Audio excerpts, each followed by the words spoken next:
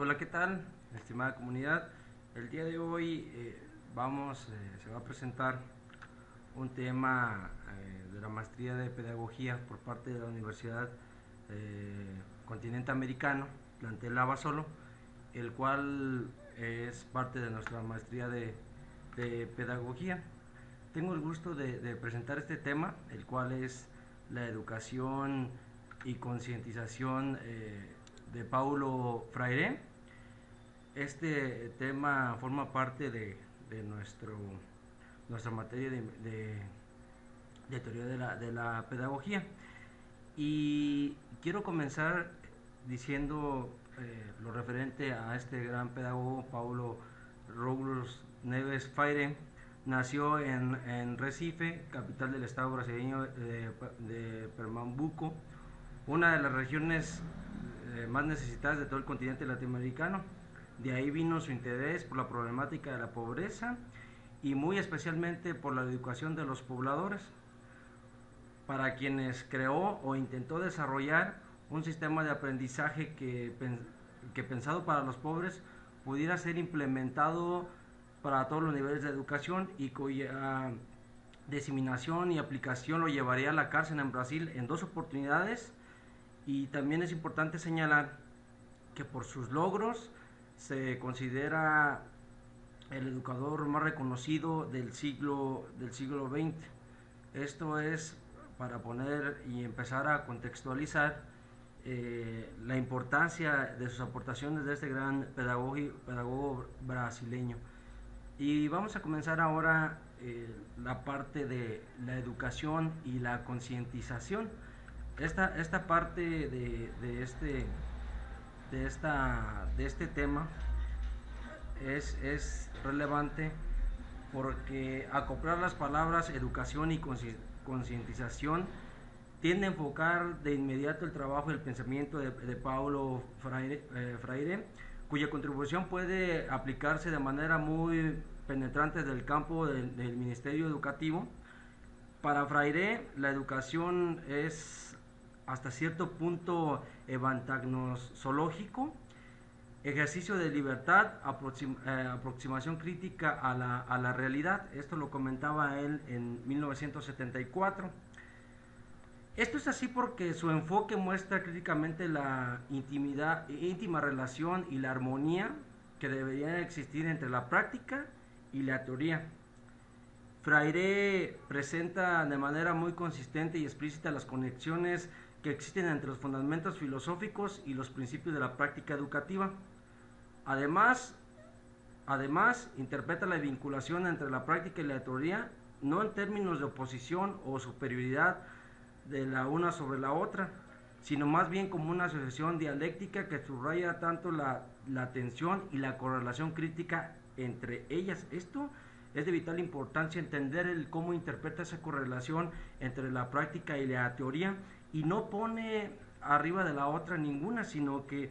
hay de cierta manera como esa interconexión es importante realizarla para los correctos procesos.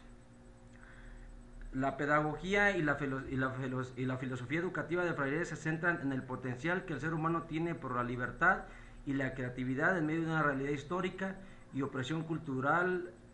y político-económica. Esta parte no hay que perderla de vista, como la parte del contexto del individuo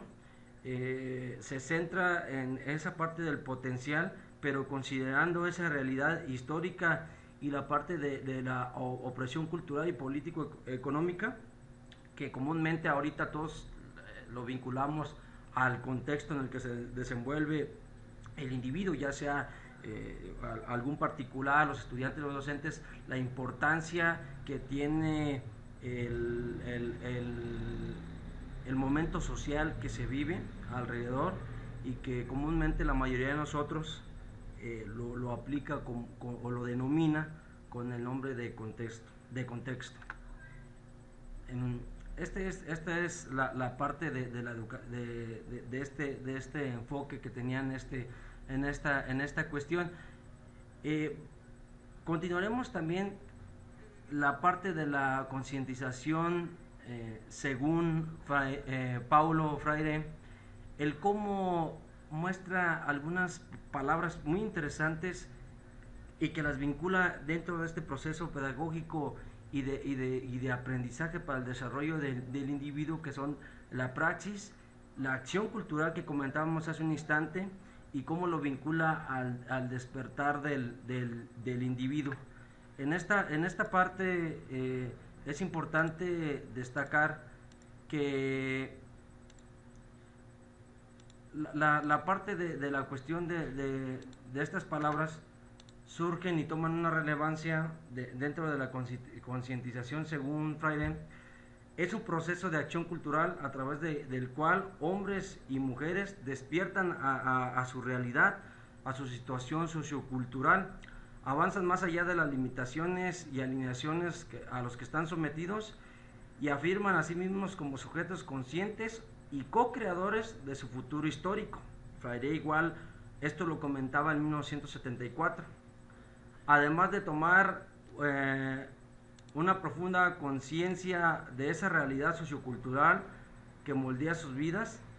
las personas verdaderamente comprenden la magnitud del potencial que tienen para transformar la realidad y transformarse a sí mismas como parte de la realidad. Esto, en otros términos, la concientización implica mucho más que el hecho de despertar o tomar conciencia. Por lo menos dos dimensiones adicionales son las que se enfrentan en esta interconexión de acción y la educación.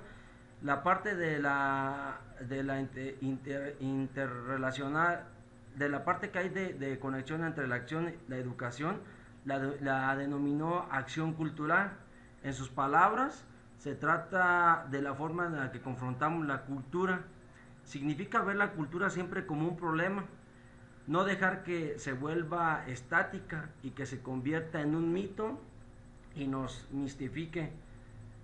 La concientización debe verse como un proceso de disciplina intencional de acción y educación. Freire denominó acción cultural, así la denominó esta parte de acción cultural, y posteriormente él mencionaba que la concientización debe entenderse como un proceso continuo que implica una praxis. La praxis se denomina acciones más allá del discurso. En este sentido de la relación dialéctrica entre la acción y la reflexión,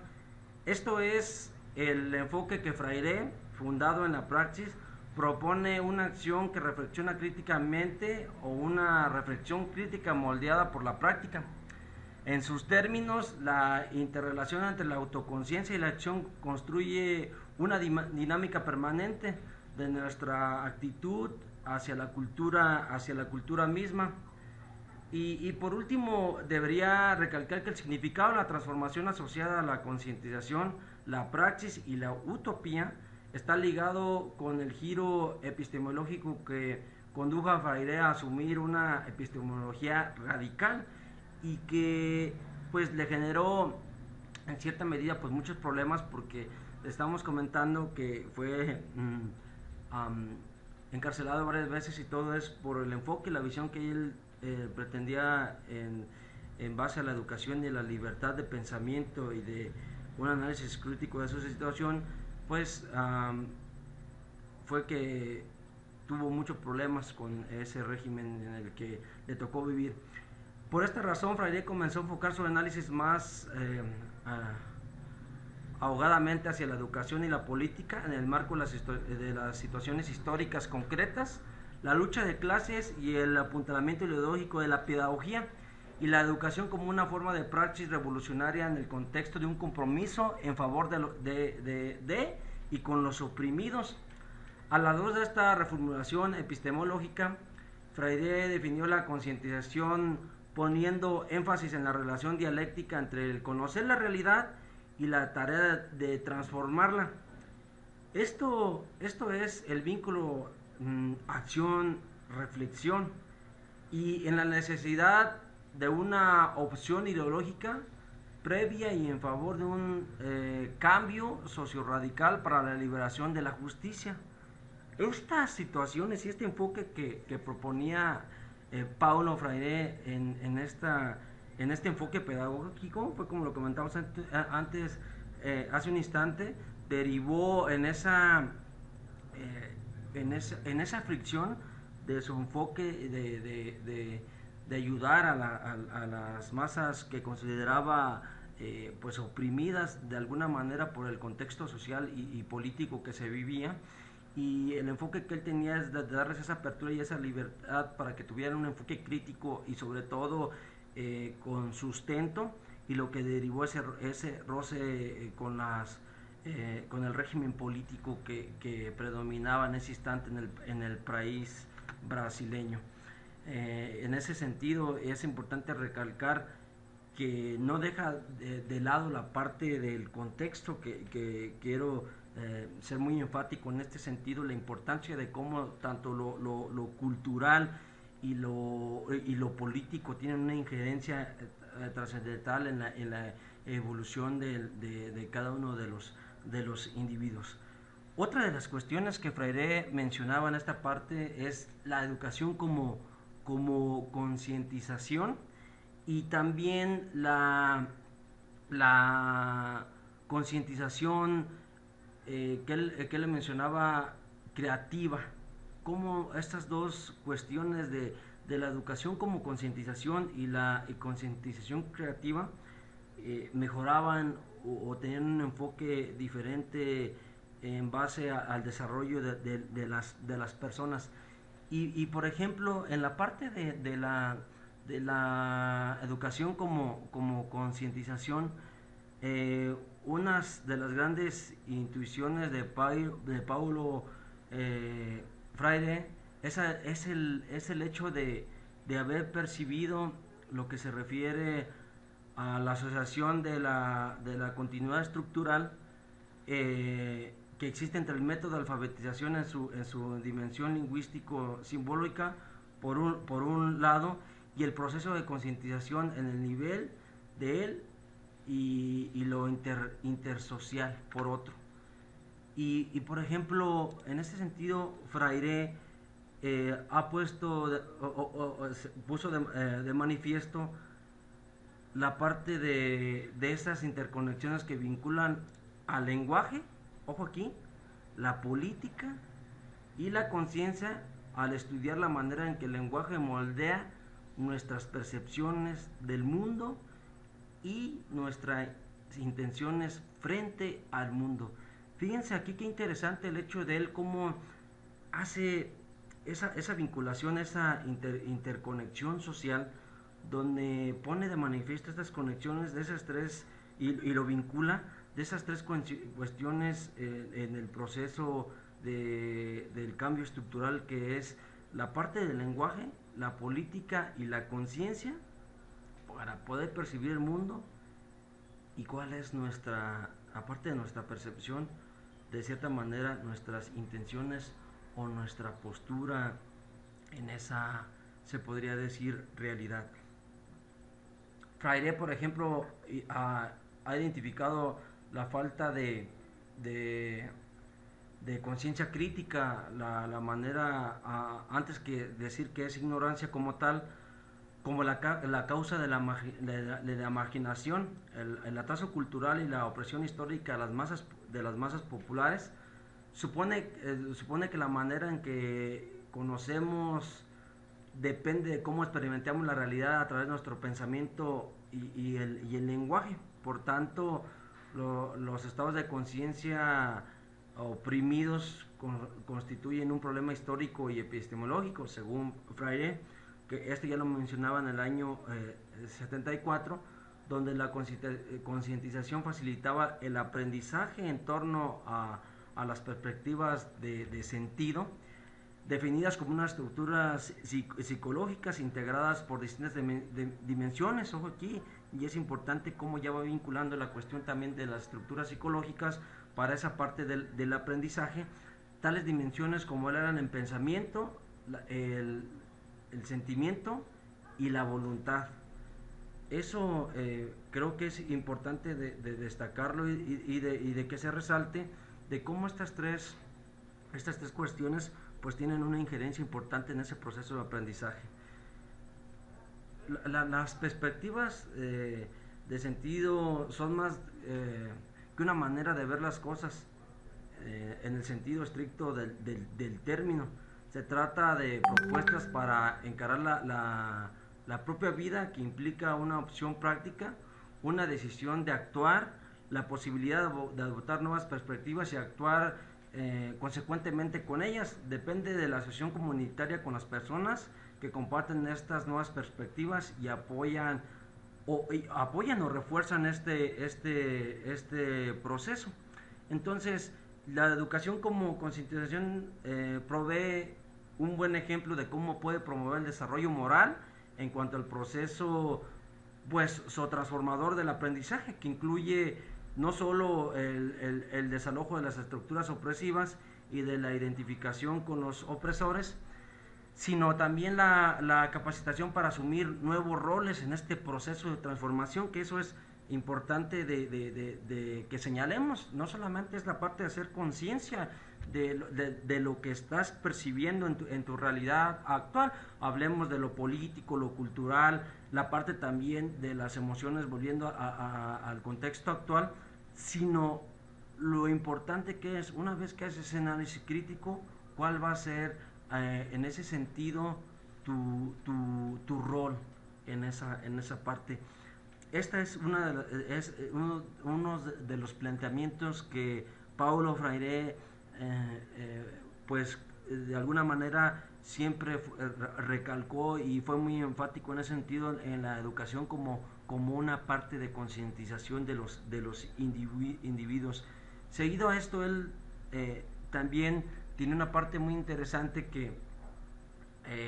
se mencionaba la concientización y creatividad. Comentaba, por ejemplo, que la concientización estimula de forma muy especial el emerger humano, que es consciente con el esquema del proceso creativo, con una integridad estructural propia, confronta las estructuras internas y externas que frustran el movimiento hacia la libertad, la plenitud y la comunidad. Se opone a estas estructuras, las cuales a través de poderosas fuerzas de socialización imponen la adaptación y el conformismo sobre el espíritu creativo de las personas. Esto es prácticamente cuando la persona se siente oprimido, derivado de las cuestiones que son ajenas a ella, propias del entorno, y que de alguna manera limitan, como lo comentaba él, frustran ciertos movimientos como lo son la libertad y la plenitud. Y estas partes son vitales para el desarrollo de cualquier persona. Cuando observamos, por ejemplo, el método freudiano de alfabetización de los adultos dentro del modelo paradigmático de la educación como práctica de libertad y de cambio social, nos damos cuenta que como crítico de la educación, Freire ha respondido creativamente frente a la represión y la supresión de la creatividad, ya que el primer manifiesto educativo de Freire pone como práctica la libertad, y hay una articulación clara y explícita de esa libertad dentro de la creatividad, con un enfoque de concientización. Freire y sus colegas estaban interesados en diseñar un proyecto educativo, fíjense aquí es muy interesante esta parte, que sirviera como introducción a la democratización de la cultura, un programa con los que los seres humanos como sujetos más que como meros receptores sería en sí mismo un acto de creación capaz de liberar otros actos creativos. En ese sentido, hay una parte de la idea, por ejemplo, era estimular el descubrimiento de las personas mismas como hacedoras de cultura, dotada de un impulso creativo y recreativo. Como sabemos, el proyecto de alfabetización que llevó a cabo Paulo Freire en Brasil fue un éxito. Los adultos aprendían a leer y escribían en cuestión de semanas, Y esto era porque los participantes realmente experimentaban su potencial para crear y transformar. Y en esta investigación que se hizo de este proyecto de alfabetización que tuvo o que generó Freire, es interesante debido a que trasciende que en 45 días ya se tenían resultados muy concretos en la parte de esa alfabetización del proyecto educativo de Freire, pero era derivado porque él daba esa apertura, como lo comentaba en su postulado, de que no solamente el canal de comunicación o de aprendizaje era solamente de un dado, sino que había ese sentimiento y esa actividad, como él lo comentaba, más allá del discurso, la praxis, la acción de realizar las cosas en cuestión que se le daba de alguna manera la libertad o el libre albedrío que todos los seres humanos tenemos, y más cuando estamos habidos de conocer o de aprender, que no había de ninguna manera esa opresión o se reprimía para que los individuos pues desarrollaran esa parte cognitiva, y esa cuestión de no reprimirlo creo que fue lo que derivó el éxito de que en pocos días, comento que la investigación que se hizo en 45 días, las personas de zonas marginadas y adultos ya en una etapa madura, pues pudieran aprender, lo cual es muy interesante. Bien, aquí por ejemplo lo que a continuación veremos es lo que Freire denomina como, un segundo, como concientización, la concientización, y él lo dividía, por ejemplo, en tres fases, por ejemplo, para Freire, el proceso que conlleva la concientización, como lo comentamos en un instante, se divide en tres fases: la mágica, la ingenua y la crítica. Cada una de ellas, el oprimido, como él lo define, tenía sus problemas, y luego reflexiona sobre las causas y finalmente actúa, es decir, cumple con las tareas concretas que supone la realización de los objetivos liberadores. Entonces, él lo dividió en esas tres fases, donde cada individuo, que él lo manifestaba como el oprimido, lo dividió en esa clasificación. Entonces, la parte, por ejemplo, de la fase, la mágica, las tareas o los objetivos liberadores,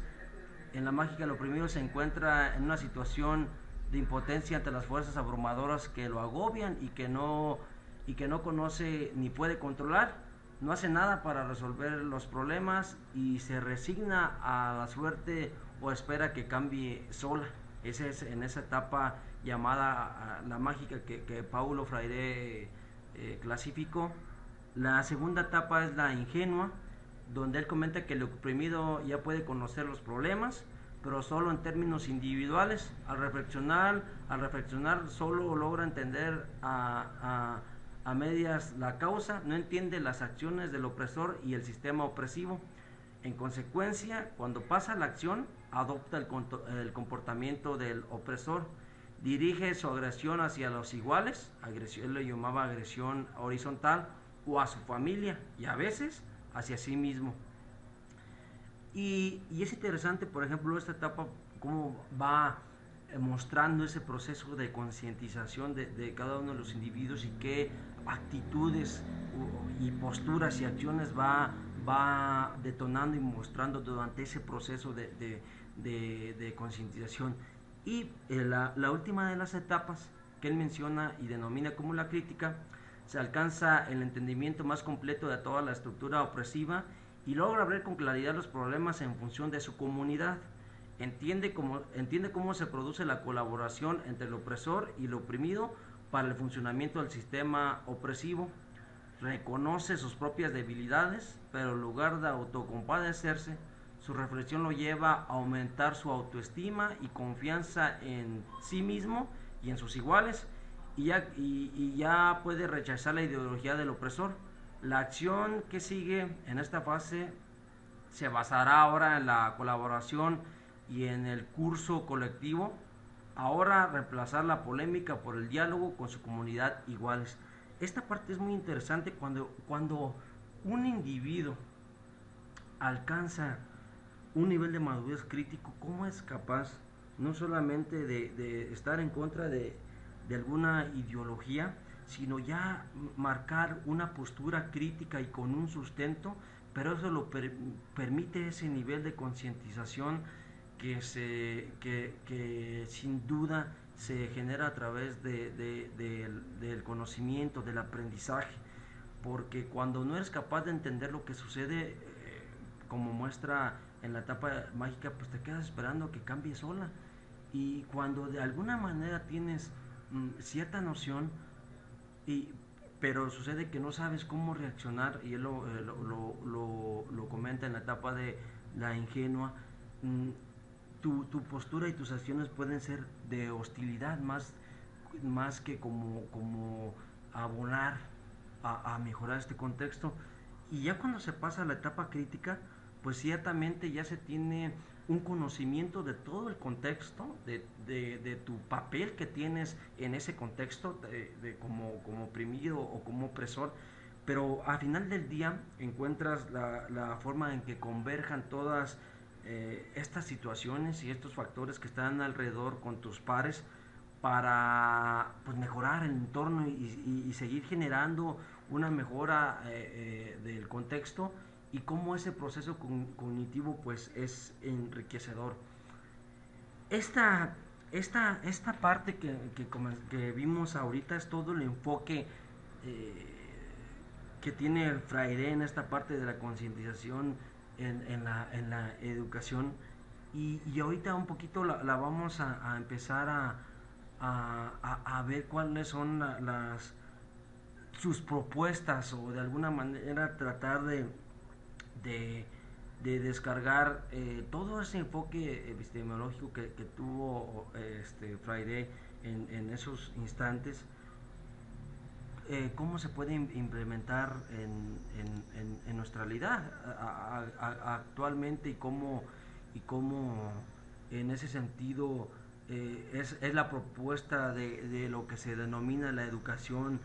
liberadora, y es interesante, por ejemplo, ahí entender varias cuestiones muy particulares que estaban en esta propuesta de Paulo, y que nos permiten clasificar estas propuestas de forma un tanto más clara, las cuales son cuatro. La primera,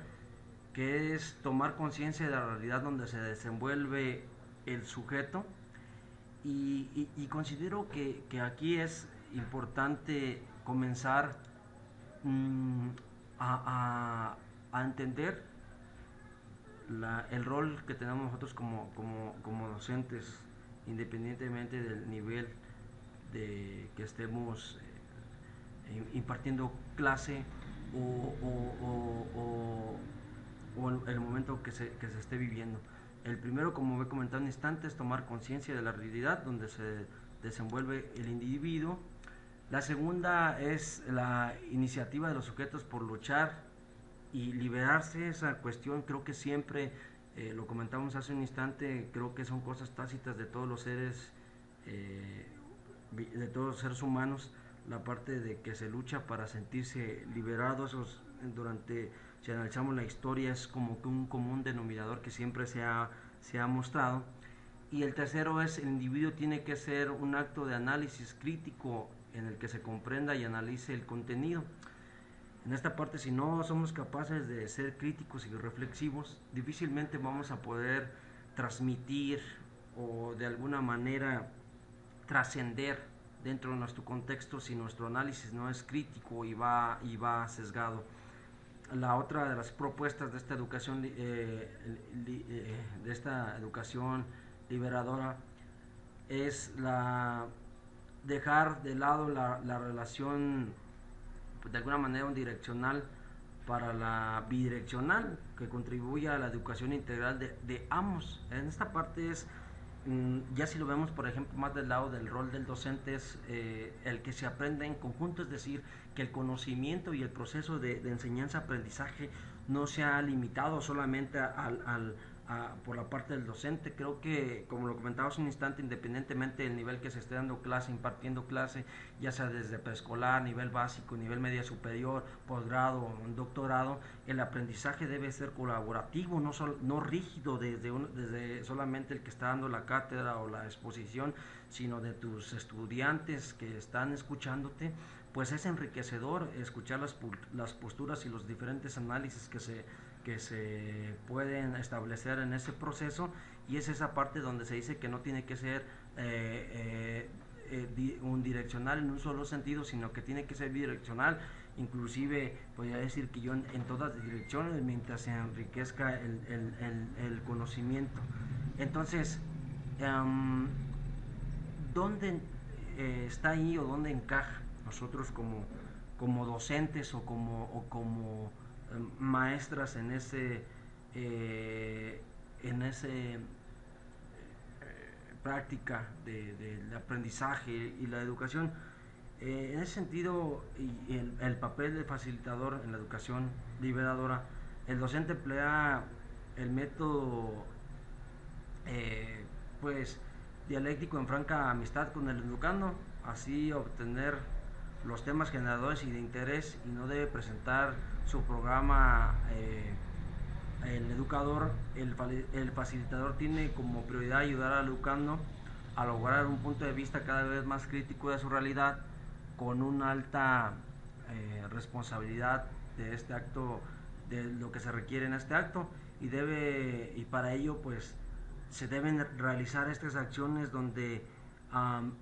es importante generar ese enfoque crítico de la realidad del estudiante, y con la responsabilidad que lo requiere, y vamos a observar cuáles son estas acciones que se deben de tomar para que pueda suceder este cambio, esta interacción de la realidad. El primero pues es la parte de, y aquí vamos a encontrar algunos temas que se nos van a hacer, o palabras que se nos van a hacer familiares, que es lo de la parte de la problematización del mundo en torno a la comunidad. Es importante generar la parte de nosotros como docentes, y se le llama el enfocar el aprendizaje a problemas reales, para que de alguna manera el estudiante pues tenga esa motivación de querer aprender, porque pues le estás mostrando que hay un problema en una realidad actual, en tu entorno real, y que puedes subsanarlo por medio de la educación. La segunda de las actividades es crear condiciones apropiadas para que el aprendizaje desarrolle nuevas expectativas, avanzando más allá de los dogmas. En ese sentido es cierto, nadie tiene la parte de los dogmas. Es interesante porque en la parte de la enseñanza, del aprendizaje, no hay una sola línea que te diga concretamente si la sigues vas a obtener esos resultados, sin duda. Creo que en ese sentido debemos abrir nuestra perspectiva, y sobre todo adaptarnos a lo que pues estemos viviendo en ese momento, y eso permitirá pues avanzar y que el aprendizaje fluya de forma apropiada. El tercer actividad que se comenta es alcanzar un carácter auténticamente reflexivo. Esa parte es interesante porque sí creo que debemos dejar de lado muchas de las cuestiones particulares que nosotros hayamos tenido en nuestra formación o nuestro actuar en la vida, y sí ser muy reflexivos y críticos en ese sentido, para permitir esa parte de que el carácter sea de verdad auténticamente reflexivo, y eso pues lo va a ser fácil de observar con las actitudes y reflexiones y posturas que veas con los estudiantes. Y el cuarto y último de estas de las actividades es en la parte de descubrir su propia realidad, provocando nuevos desafíos hacia la autoconstrucción del mundo. Considero que una de las cuestiones importantes que tiene todo individuo es querer sobresalir. Todos de alguna manera queremos ser más y aprender, y nosotros somos los medios adecuados para de alguna manera autoguiar esa parte de cómo puede el estudiante, a través de esa realidad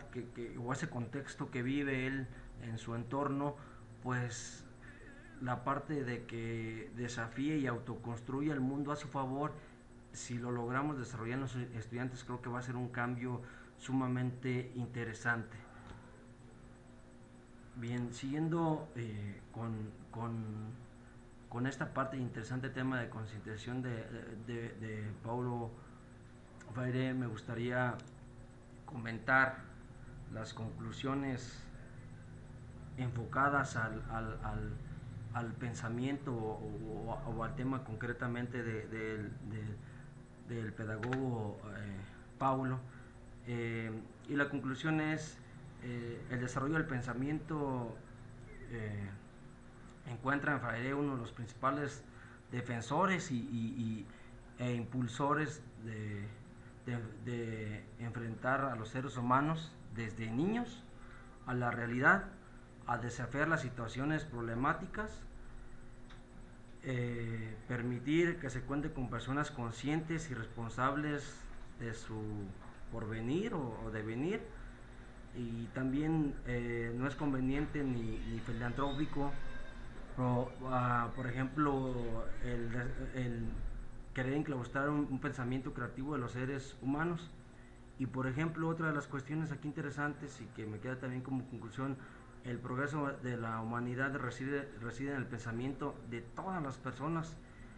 y en este caso es tarea de nosotros los profesores o los educadores potenciar el pensamiento de los estudiantes para lograr este objetivo. Creo que es importante esa cuestión, y más ahorita la parte que se comenta de, de enfrentar desde niños a la realidad que se vive. Ahorita pues es del conocimiento de todos